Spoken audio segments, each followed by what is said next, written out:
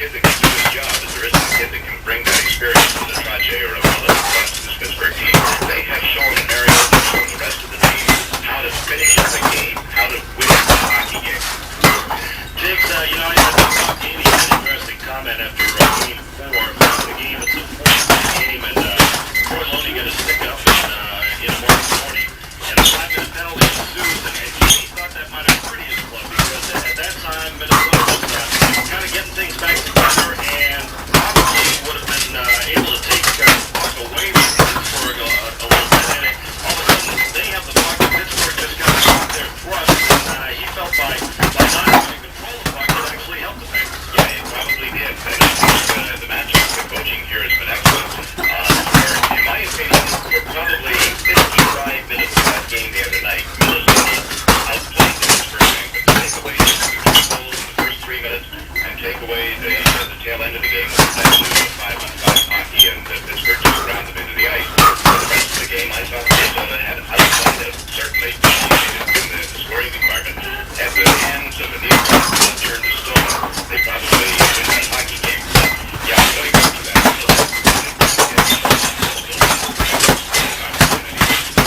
Bob Johnson short-shifted 3 sets of penalties. I think really kept fresh legs out there, and Minnesota tried to go with their constant power play, 1 line, 2 lines, back and forth. Diggs, give us a feel for what the 2 cities have been going through in the Stanley Cup final. I mean, has there been a different home to the city? I mean, give us a feel for what the excitement level may or may not be. I just came up the street. I was over at Federal Express trying to ship home some dirty laundry, and everybody in this city is wearing black and gold. And there's some pretty good ladies here too, guys. Well, even with the sunglasses on, I could tell it was black and gold. That seems to be the attire of the day. There are banners all over. Well, yesterday I flew downtown to Minneapolis just briefly the other day. There are a lot of banners on the streets there as well. The headlines, the supplement that the Minneapolis Star Tribune put out was phenomenal. A great history of the Stanley Cup. Some of the oddball stories as to where it's been, where it's been left, and things that happened to it, and some of the story that goes with this. Pittsburgh did a whole glossary on the rules of the game, because I think they're very, very right on this, that there's probably a whole new segment of this community that's being introduced to Penguins and hockey for the first time. No question, that's football country in Pittsburgh. Yeah, it really is. KDKA, television, radio, and also KBL, which is like the sports channel in this market, have done.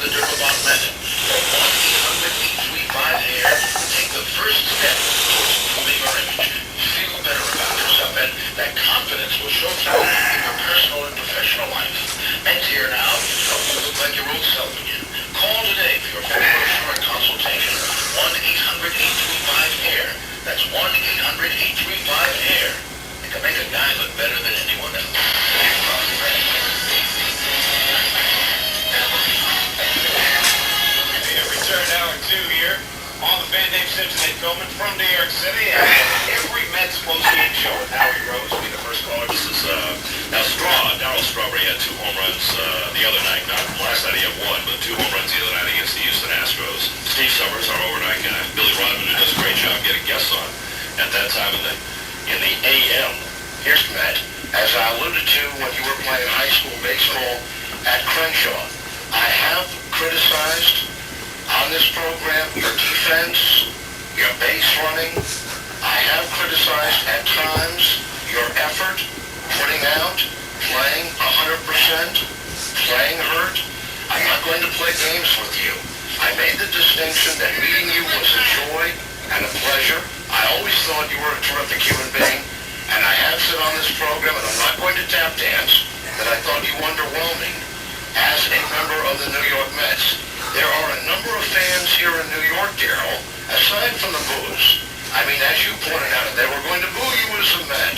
Certainly, as a member of the opposition, as a member of the Dodgers, I don't think you should have been all that surprised to have heard the boos when you did for those 2 games at Shea a couple of weeks ago. Apparently, in Los Angeles, you are home. You have turned your life around. Are you happier?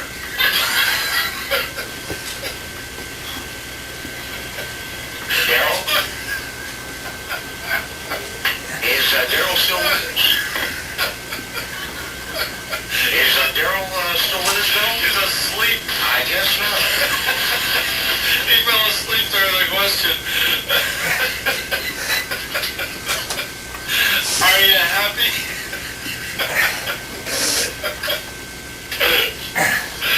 Are you happy? Everybody happy? Ain't too proud. Remember that Cheech and Chong? Ain't too proud. That was great. That was great. They get down. Are you happy? Steve Summers with Darryl Strawberry the other night. Darryl did come back, though. Yeah, he did come back. What happened was He came back there. the phone line clicked. They had a problem with the phone line. Darryl did come back. I think Steve asked him again if he was happy in Los Angeles. We love Steve, I'll tell you. He's the best. He's unbelievable. You know, talk about getting the shooter breaks in. Hey, cut the BS. That's like one shit. Oh, God. 937-6666. Our phone number on the fan. It's 1:15. And we open up the phone lines for you. And here till 2 o'clock. James McDonald will join us at 11:30 from Pittsburgh, the side of Game 5 of the Stanley Cup Final. Your calls coming up. We're right back. Hey, fans. Don't wait for news at 6 and 11 to find out what's happening. Get your sports from the fan as it happens all day, every day. Sports Radio 66, WFAN, New York. Where can you still find a government-backed CMO security that pays 9% when current bank rates are barely paying over 7%? The investment firm of W.J. Nolan & Company, located in the heart of the financial district, invites you to investigate the safe alternative to today's declining bank interest rates for your hard-earned savings. Currently, you could be receiving 9% at a CMO. And advice. And those pros. I'm not sure what please confusion you. There's one thing this good, and there's only one place you can get it. The pros know. Ask Joe Williams. I'm here with a ton of cash, a can of kerosene, and a single match. Just to make a point. Because this is the cashback bonus money that's already been earned with the Discover card. The card that pays up to 1% yearly based on annual purchases. And if folks hadn't used the Discover card, what a pity. $100 million out in smoke. Further proof, it pays to Discover, the card that pays you back.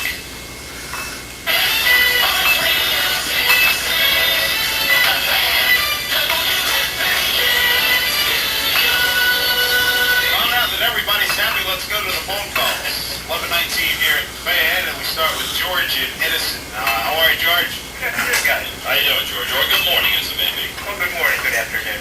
Guys, I wanted to say, to start with, first of all, I listened to your show yesterday from Battles, and I really enjoyed hearing from Tony Randall. Yeah, it was a lot of fun. And, Certainly was. I don't know how big of TV or Odd Couple fans that you two are, but Fairly big. recalling the episode that he spoke about with Cosell, Yeah. I think he was referring to the one where... Excellent item that Tony ran by us, and the fact that they do have a couple points apiece. Yes, indeed. Yeah. Yeah, well, I really enjoyed that series. Thank you. Anyway, what I wanted to speak to you about is, I know this is sort of an old topic we've been talking about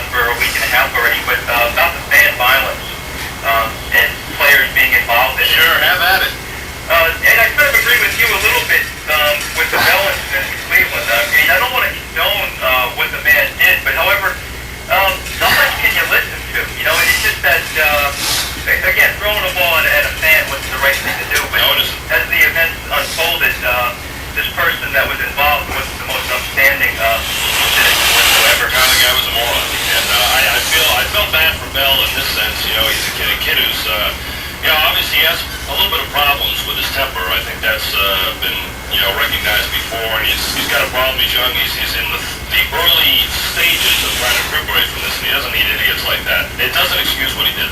Well, I spent a lot of games at Shea and at Giant Stadium of Mets and a Jets fan. Very quickly, I don't want anybody to get the wrong idea. I mean, I'm not a lightweight, so to speak, but going to games at Shea the last few years, it's just kind of getting out of hand with some of the comments, some of the things that continue to happen, and it's just not very comfortable. Not at all. You make sure a lot more people abstaining from going to the ballpark. That's really is, and especially with what cable TV can do for you. How are you? Yeah. Let me get this out of the way just in case you cut me off while I talk what I don't want to talk about. Are you both happy? Yes. All right. I'm sorry, you didn't lead into that enough, Ed. I didn't want to take more time. Okay. All right. First of all, what a great country we are living in. When now they're paying people not to box Mike Tyson. Razor Ruddock is going to get money not to fight Mike Tyson. Don't be so sure. That may end up going on again. Yeah, well, who knows? But in any case, my real point is, I don't know if you talked about this yesterday. Murad Muhammad's his defense for kicking Giacchetti while he was down. Have you saw that yet? Yeah, Sleeping disorder.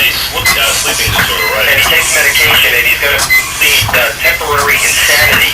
Now, I'm wondering, when he goes to trial, if they say, yes, you are not guilty, what a terrible precedent that'll set in boxing. Because right now, you would figure at least 90% of them can claim insanity right now. So, I suppose as a trainer in boxing, you could, or promoter or whatever, you could claim temporary insanity for virtually anything. And $45 million. Incredible. That's all I had to say, guys. Thanks a lot. All right, thanks a lot, Ed. Yeah, be happy, you bet. Hey, by the way, we talked about this. The Knicks, picture of the Knicks one, Riley. That's a huge surprise. Let's just get it over with. Yeah, Riley is going to be on the tube an awful lot this weekend. If indeed he does agree to come aboard, even if he agreed today or tomorrow, I don't think they announce it until Tuesday. Memorial Day weekend, obviously. Well, today's the last day. If you're not going to do it, they're not going to do it today. But Brady Kerber said yesterday, they're going to do it Tuesday. Yeah. And I just think that would be the ideal situation for the Knicks. It would be, and I would think that with him on the tube so much this weekend, obviously with all the NBC games they have, that's very uncomfortable for him sitting in the studio if he's taking the next job. So my feeling is it's going to be the NBC. Well, I would think it'd be more uncomfortable for NBC. I mean, look, you have the guy, you insist to the guy that, look, if you're going to make a move, break it here. You know what I'm saying? If you're going to... Before the weekend? Well, no. But make the announcement here. What the heck? We got you. We're a news organization, too. Why don't you make the announcement here? Boy, that's tough. Right? I mean, there's a lot of variables that go into this thing. I mean, it looks like he's going to do it. And at this rate, again, my whole feeling is let's do it, get it over with, and let's start retooling this team. Because it needs a battle. 11:26 here at the fan. Quick time now. Dave Simpson at Coleman. We return in a couple moments. Why settle for part-time sports coverage from those old news stations when we give it to you all the time? The Fan. Sports Radio 66, WFAN, New York.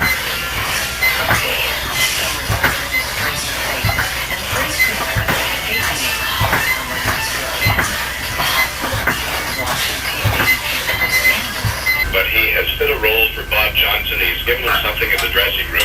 And I don't know if you saw the reaction when they won the series over the Boston Bruins, but he was as excited there as he was anytime the Islanders won any one of those 4 Stanley Cups. Yeah, I noticed that. That was impressive. It had been obviously a great moment for him because, hey, I showed a lot of people that I still have something left. Well, exactly. And to be playing for a Stanley Cup 10 years after having beaten this Minnesota team, to be playing for a Stanley Cup when you're 34 years of age, what a wonderful thrill it is for him. And he makes no bones about telling anybody that this is as thrilling as the first cup that the Islanders won or even the last that they won, that there's something even more special about this. And I think it's getting to play for it when you're that age.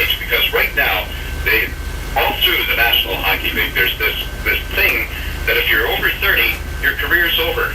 It ain't that way. Bobby Smith has proven it. Broughton has proven it.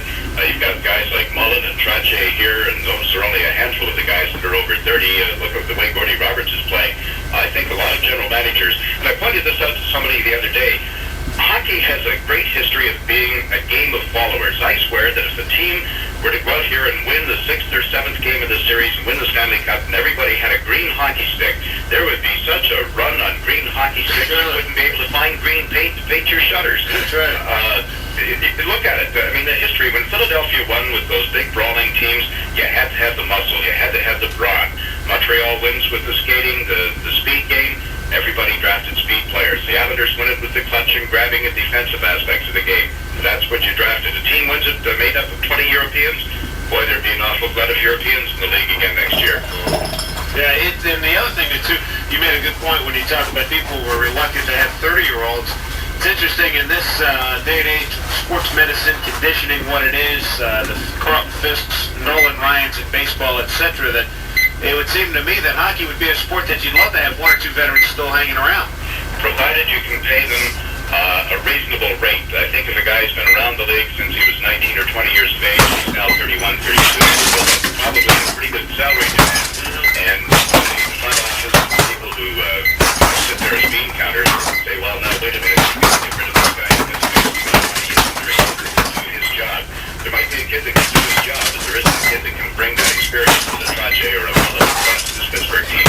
They have shown in Mario, they've shown the rest of the team how to finish the game, how to win the hockey game. Jakes, I had a interesting comment after Game 4. The game, it's a 4-point game, and Troy Loney got a stick up in March 40, and a 5-minute penalty ensues, and he thought that might have hurt his club, because at that time, Minnesota was kind of getting things back together, and probably would have been able to take the puck away from Pittsburgh a little bit, and all of a sudden, they have the puck, and Pittsburgh just got to stop their thrust, and he felt by not having control of the puck, it actually helped the Penguins. Yeah, it probably did. And the matchup, the coaching here has been excellent. In my opinion, we're probably 55 minutes of that game the other night. Minnesota outplayed the Pittsburgh Penguins. Take away the goals in the first 3 minutes and take away the tail end of the game with that 5-on-5 hockey, and Pittsburgh just ground them into the ice. For the rest of the game, I thought Minnesota had outplayed it. Certainly dominated in the scoring department. Had the hands of a near turned to stone. They probably win that hockey game. Yeah, I'm going back to that.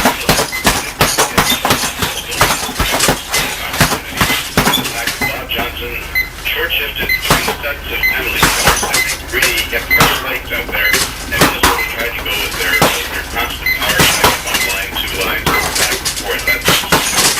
Jakes, give us a feel for what the 2 cities have been going through in the Stanley Cup final. I mean, has there been a different home to the city? I mean, give us a feel for what the excitement level may or may not be. I just came off the street. I was over at Federal Express trying to ship home some dirty laundry, and everybody in this city is wearing black and gold. There's some pretty good looking ladies here too, guys. Well, even with the sunglasses on, I could tell it was black and gold. That seems to be the attire of the day. There are banners all over.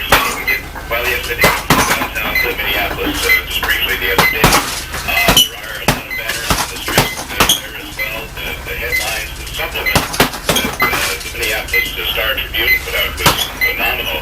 A great history of the Stanley Cup, some of the oddball stories as to where it's been, where it's been left, and things that happened to it, and the story that goes with this. Pittsburgh did a whole glossary on the rules of the game, because I think they're very, very right on this. That there's probably a whole new segment of this community that's being introduced